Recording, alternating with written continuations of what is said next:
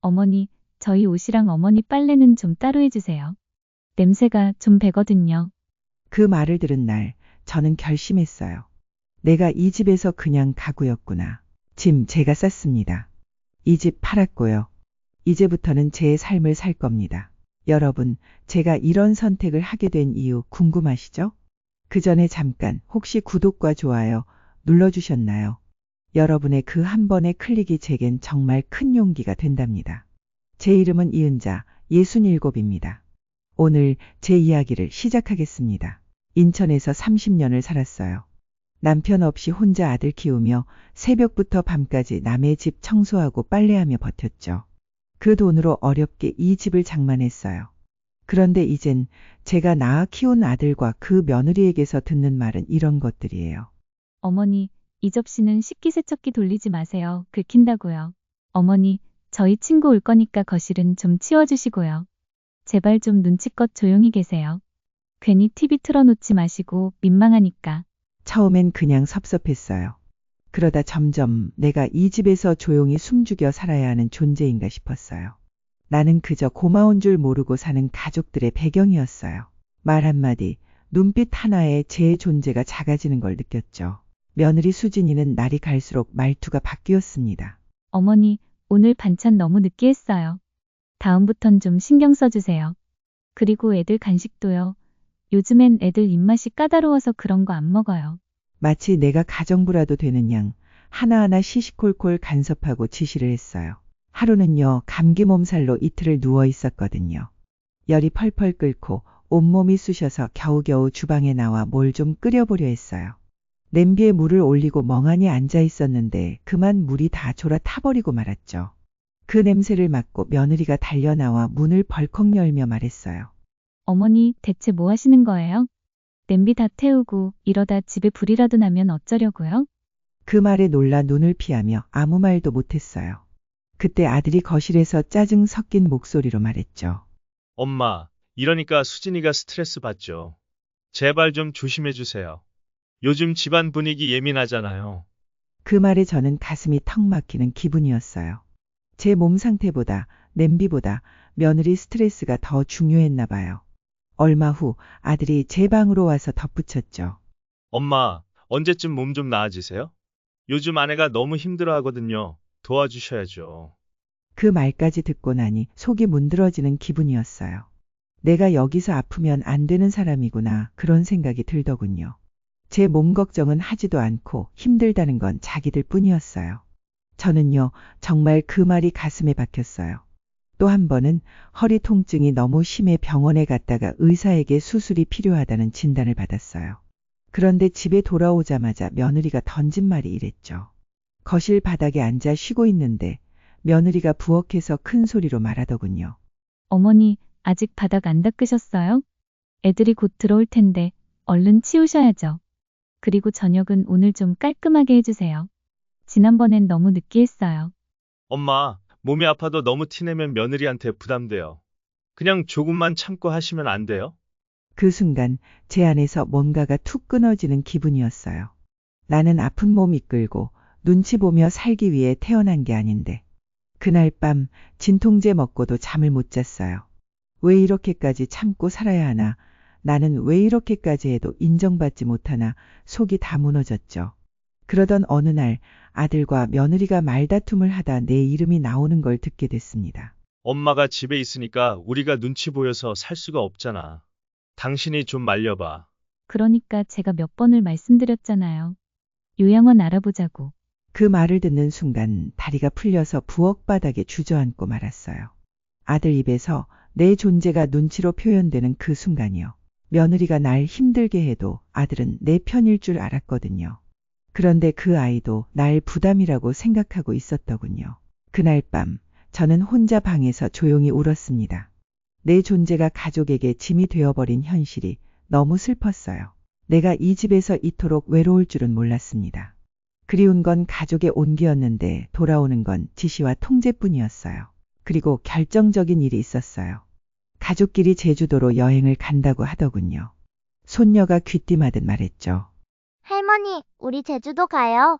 근데 할머니는 안 간대요. 엄마가 조용히 쉬시라고 했어요. 그 순간 알겠더라고요.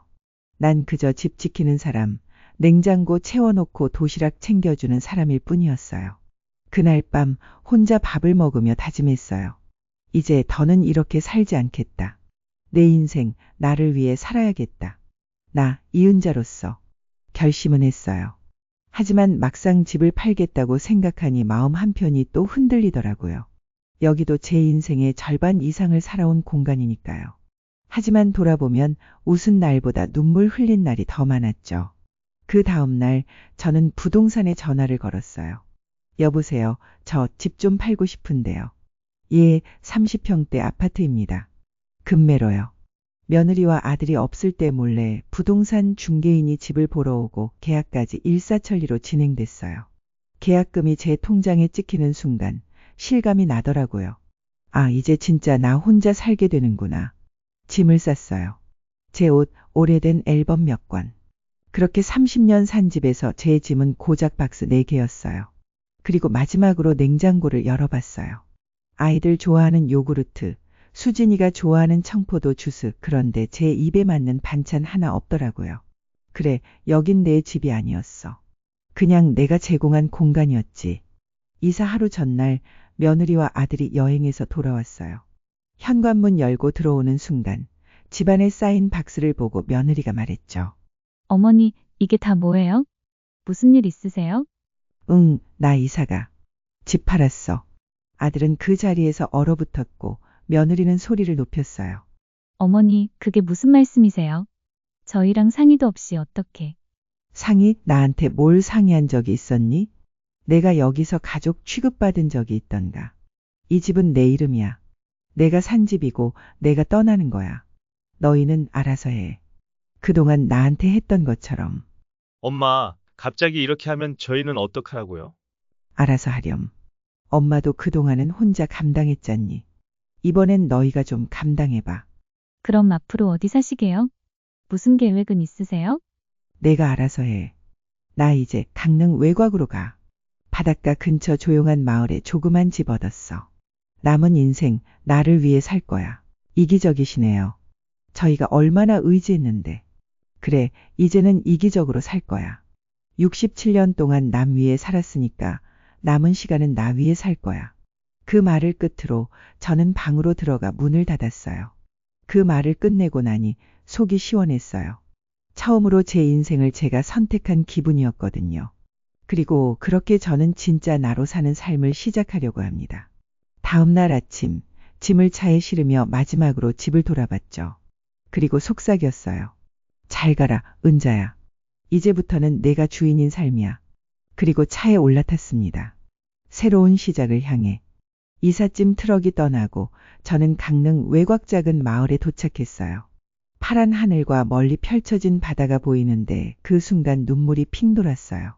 이제 진짜 자유구나. 마을은 조용했어요. 인사도 없이 지나치던 도시와 달리 여기선 동네 할머니들이 먼저 다가와 말도 걸어주시고요. 혼자 오셨어요. 하는 물음에 처음엔 당황했지만 금세 마음이 편해졌어요. 첫날은 정신이 없었어요. 짐 정리를 하고 간단히 라면 하나 끓여 먹으며 처음으로 제 집에서 제 템포로 하루를 마무리했죠. 다음 날 아침 바다 보이는 마을길을 산책하는데 마음이 이상하게 가벼웠어요. 무겁던 어깨가 내려간 것 같았죠. 지나가던 할머니 한 분이 그러시더라고요. 여기선 다 혼자 살아요. 근데 하나도 안 외로워요. 바다도 친구고 산도 친구니까. 그 말이 그렇게 따뜻하게 들릴 줄 몰랐어요. 강릉 바닷가 바람은 냉랭하지 않았고 제 등에 기대주는 듯 했어요. 집에 돌아와 생전 처음으로 저만을 위한 아침상을 차렸어요.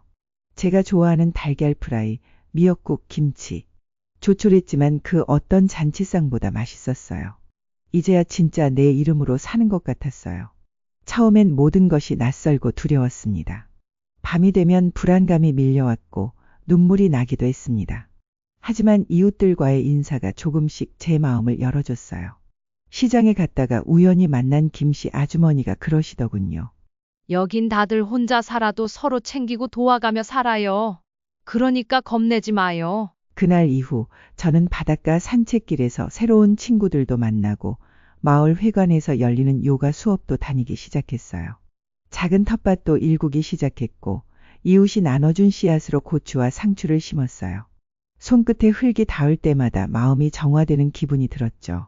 그리고 나 자신에게도 정성스레 말을 걸기 시작했어요. 은자야, 잘 살고 있어. 이제는 너를 위해 살아도 돼. 지금은 매일이 새롭고 고맙습니다. 가끔 아들한테서 안부 문자 한 통 오기도 해요. 엄마, 잘 지내시죠? 이제 그 한 줄이 저를 울게 하지 않아요. 그저 고맙고 나도 내 자리에서 잘 살고 있다는 걸 전해주고 싶어집니다. 그리고 어느 날 강릉 집 앞마당에 익숙한 그림자가 비쳤습니다. 아들이 며느리 수진이와 함께 찾아온 겁니다. 그들은 조심스레 문 앞에 서서 말했습니다. 엄마, 여기서 잠깐 얘기 좀 할 수 있을까요? 주저하다 문을 열자 아들이 고개를 깊이 숙이며 말했어요. 엄마, 그동안 정말 죄송했어요. 너무 늦게 깨달아서 죄송해요. 수진이도 고개를 숙였죠. 어머니, 제가 너무 몰랐어요. 너무 많은 걸 당연하게 여겼어요. 저는 말없이 그들을 바라보다 조용히 말했습니다. 그래. 늦었지만 와줘서 고맙다. 그날 저녁, 셋이서 처음으로 조용한 저녁밥을 나눴어요. 예전처럼 제가 서서 일하지 않고 같이 앉아 웃으며 먹는 밥상이었어요. 그들의 진심 어린 사과는 지난 시간을 지우진 못했지만 제 마음 한편을 따뜻하게 만들었어요. 이제는 진짜로 서로를 이해하려는 시작이었죠. 여러분, 저는 이제 진짜로 제 삶의 주인이 되었습니다. 그리고 이 이야기를 듣고 계신 여러분도 기억해 주세요. 당신도 당신 삶의 주인입니다.